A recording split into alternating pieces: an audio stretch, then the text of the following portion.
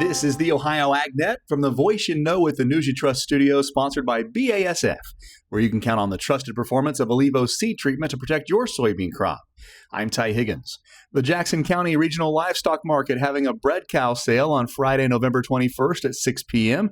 Visit jcrlm.com. Jackson County Regional Livestock Market, your livestock authority. New and now online at ohioagnet.com, farmers first used cultivation to mechanically kill weeds, hand hoeing, pulling weeds, then horse and tractor-driven cultivators. Then they started using chemicals, starting with 2,4-D to chemically kill broadleaf weeds. New chemicals were developed, and then glyphosate emerged as the most popular herbicide, especially after the introduction of glyphosate-resistant genes into many crops. But like all innovations, they'll be replaced sooner or later due to limitations. You can read about new innovations in weed control becoming a reality online now at ohioagnet.com. Let's get a check of agriculture from a global perspective. With an update, here's Joel Penorwood. Harvest pretty well ramped up. Temperatures getting quite a bit colder. That means it's once again that time of the year for the South American Update.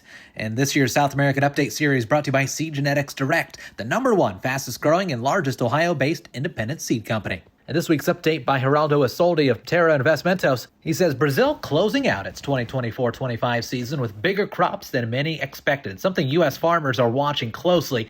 Corn marketing has been slow that way. 97% of Mato Grosso soybeans are sold. Only 81% of the corn has moved, well behind normal. That has been keeping internal supplies tight. Domestic demand, especially from Brazil's expanding corn ethanol sector, continues to strengthen and is reshaping Brazil's balance sheet. The export picture is mixed. Soybeans are strong for South America, already at 101.8 million tons shipped, but corn exports lag 27.4 million tons. That's just 68% of CONAB's projection, thanks to late soybean planting, a stronger real, and competitive U.S. prices. Looking ahead, planting for this year is underway with some delays in central states. Even so, early projections are calling for another large crop. We're talking 177.6 million tons of soybeans, 138.8 million tons of corn. That would keep Brazil a major factor and what American producers are keeping a very close eye on. And you can do just that by reading the full South American Update, sponsored by Seed Genetics Direct, online today at ohioagnet.com. I'm Joel Penorwood reporting. Joel, thank you. Time for a check of the forecast brought to you by Seed Consultants. Simply better performance. Online at seedconsultants.com. Here's Ryan Martin. We are partly sunny today and putting together a decent day tomorrow as well. Temperatures slightly above normal for this time of year. Decent evaporation overall. Watching clouds build tomorrow night in southwestern parts of Ohio, with scattered showers starting to nose into extreme southern tier counties of the state as we move through Friday morning to midday.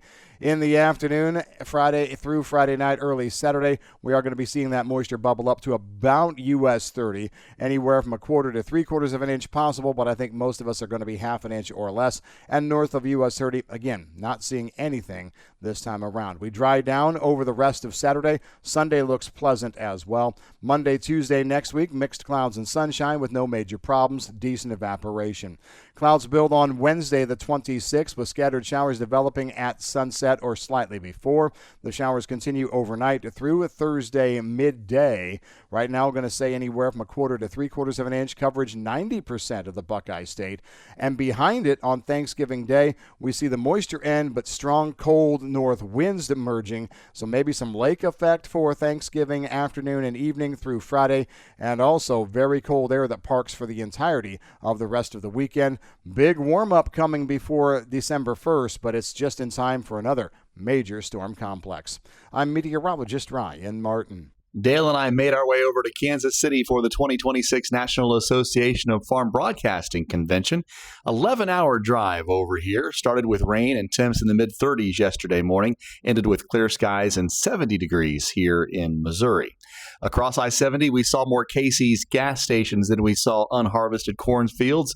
A sure sign that most of the work is done across the Midwest, and maybe that shameless plug for Casey's will get me a free slice of breakfast pizza on the way home. The Ohio AgNet continues after this.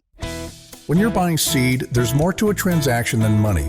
You're exchanging time and trust, hoping each decision adds up at harvest. Seed consultants sales professionals don't take that lightly. With products made to excel in the Eastern Corn Belt and agronomic knowledge that stands up to the test, we're all about the same things you are. reliability, and results. Buy into a better seed experience. Visit seedconsultants.com to view our corn and soybean lineup.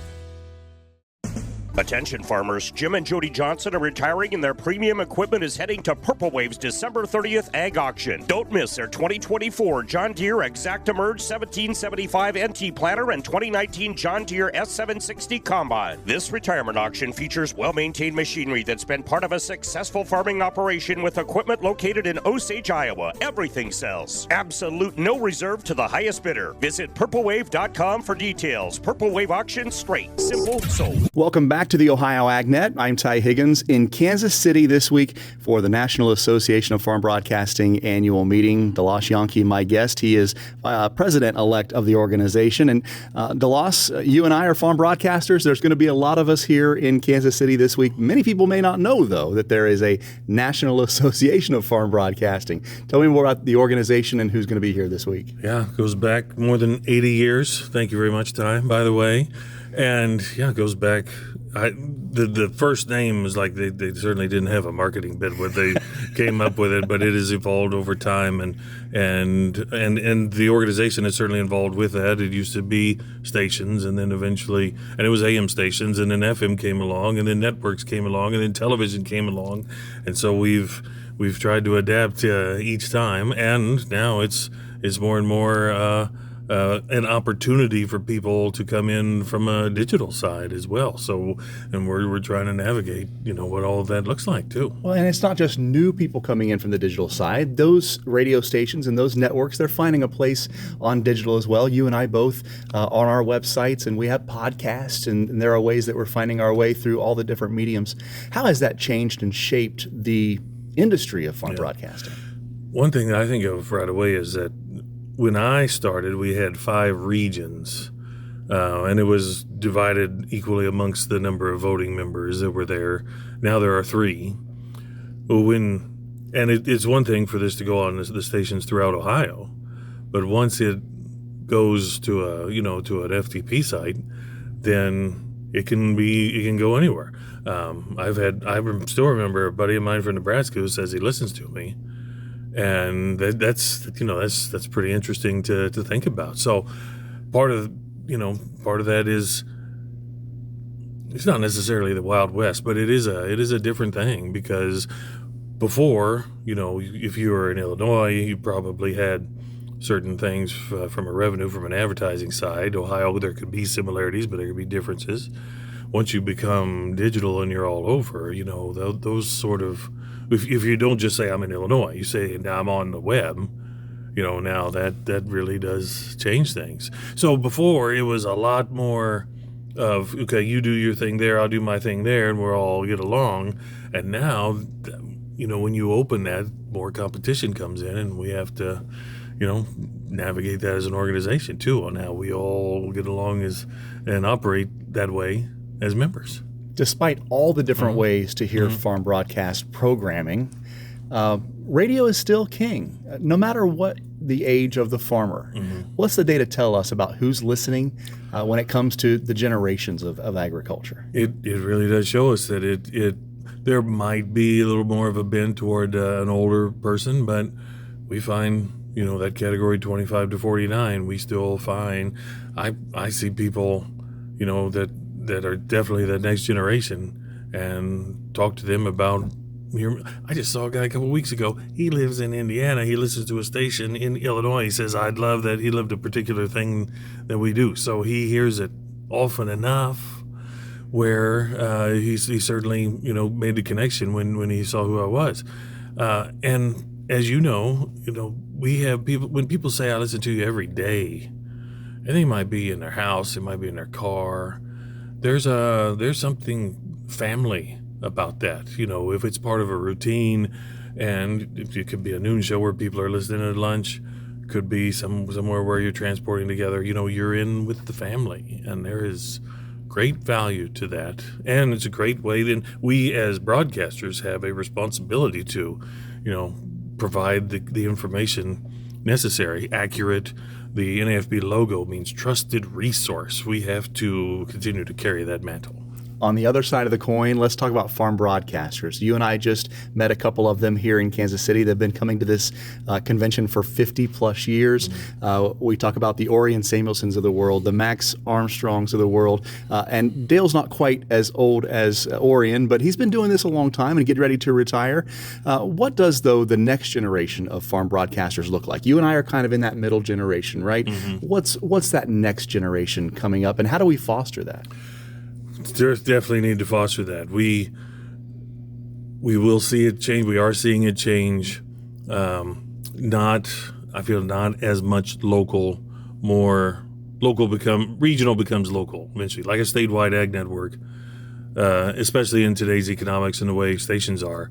The statewide becomes more local at this point. And it is an industry where when you hit 62, you don't have to. I was at an event one time at State Fair in Illinois, 3 broadcasters. I think the combined age, I put like the over-under at 229 and a half, right? And I think I was under. So you don't have to. I mean, here in Kansas City, the voice of the Royals is in his 80s. I think he's 83. He might be 86. So that also makes it, how do we bring in the next generation when people can do this for a long time? So we have more than 150 student members. Some of them might join, Farm Bureau or the corn growers. Some of them, I remember seeing a guy, I could see the look in his eye. I'm like, we have to foster this. He wants to do this. How do we make sure that happens? So it might not be as much locally, but especially now as we go more digital, there's space out there. So how do we allow them to do that and do it profitably where they can continue to do it, as opposed to I tried it 6 times and it didn't work. So it's a lot to think about. Last question before I let you go. Obviously, as you and I, as farm broadcasters, we cover a lot of topics that impact agriculture in our states and across the country. What are some of those topics we're going to be hearing more about this week as farm broadcasters collect in Kansas City? Well, when we did this last year, the first session we had was about trade, and I thought, well, we could just do this one again.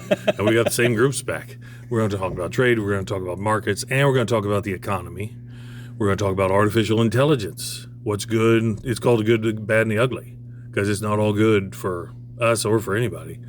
We're going to talk about the MAHA movement, and we've got an animal feed industry, we've got produce, and we've got corn and high fructose corn syrup folks. So it's a nice diversity. And then we also have an event called Trade Talk with more than 100 people and groups participating, where we can talk about anything and everything. But we're gonna cover a lot of things while we're here. We're gonna shoehorn it in as best we can. A lot of industry professionals that you'll be hearing from between now and the end of the year from the National Association of Farm Broadcasting annual meeting in Kansas City. Delash Yankee, my guest, he is president-elect with NAFB. Always appreciate your time. Thank you. I was out for a while, and I got back in. I know you were out for a while. I hope you're glad to back in, and we're thrilled to have you back. So it's good to see you again. Definitely good to be back. Today's market analysis brought to you by the Louis Dreyfus Company. Excited to be building the newest state-of-the-art soybean crush facility in Upper Sandusky. Call 574-566-2113 for information on soybean marketing to LDC. Here's Ryan Martin. Some of the USDA data that came out had to do with crop progress. We already talked a bit about corn and bean harvest. A little bit of a surprise in the wheat side of things. 45% of the U.S. winter wheat crop is rated good to excellent or below last year's 49%. Most of the traders to this point have been talking about adequate plains soil moisture should put this wheat crop in better condition. Well, that may be, but once again, where are the pockets of drought here recently? Part of it's right here in northwest Ohio, so we're not seeing our wheat look nearly as nice as in years past, potentially. Also, planting progress on winter wheat now about 92% versus 94% last year. The 5-year average is 95%. Brokers estimate that funds were relatively flat in corn yesterday. Sellers of about 1,700 contracts of wheat and nearly 5,000 contracts of soybeans. I'm Ryan Martin. Thank you, Ryan. In the overnight trade, corn for December down a penny and a half at $4.35 1/4. January soybeans $11.49 1/4, off by 4 1/4, and wheat for July $5.76 a bushel, down by a penny and a half. Markets brought to you by Seed Consultants. Simply better performance online at seedconsultants.com. After yesterday's trade, live cattle for December off $1.25 at $220.02, and December lean hogs $77.90, down 67 cents. This is the Ohio AgNet.